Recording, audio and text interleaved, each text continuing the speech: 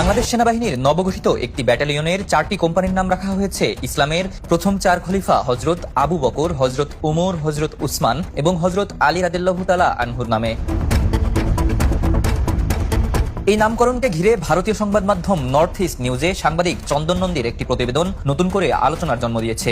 প্রতিবেদনে দাবি করা হয়েছে এই নামকরণ বাংলাদেশ সেনাবাহিনীর ভিতরে ক্রমবর্ধমান ইসলামপন্থী প্রবণতার ইঙ্গিত বহন করে।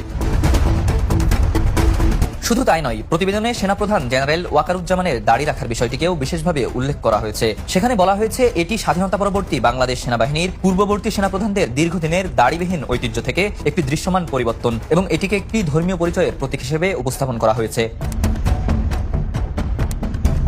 এছাড়াও প্রতিবেদনে কয়েকদিন আগে সামাজিক যোগাযোগ মাধ্যমে ছড়িয়ে পড়া একটি ভিডিওর কথাও বলা হয়েছে। ওই ভিডিওতে টহলরত কিছু বাংলাদেশি সেনা সদস্যের মুখে নারায়ে তাকবীর, আল্লাহু আকবার স্লোগান শোনা যায় বলে দাবি করা হয়েছে। প্রতিবেদনে এই ঘটনাকেও সেনাবাহিনীর ধর্মীয় পরিবেশের পরিবর্তনের আলোচনার সঙ্গে যুক্ত করা হয়েছে। এখানেই শেষ নয়, প্রতিবেদনে 2024 সালের রাজনৈতিক পরিবর্তনের পর বাংলাদেশ সেনাবাহিনীর অভ্যন্তরে ধর্মীয় রক্ষণশীলতার প্রভাব বৃদ্ধি, পাকিস্তানের সঙ্গে সম্পর্ক এবং আঞ্চলিক নিরাপত্তা নিয়েও বিভিন্ন বিশ্লেষণ ও দাবি তুলে ধরা হয়েছে।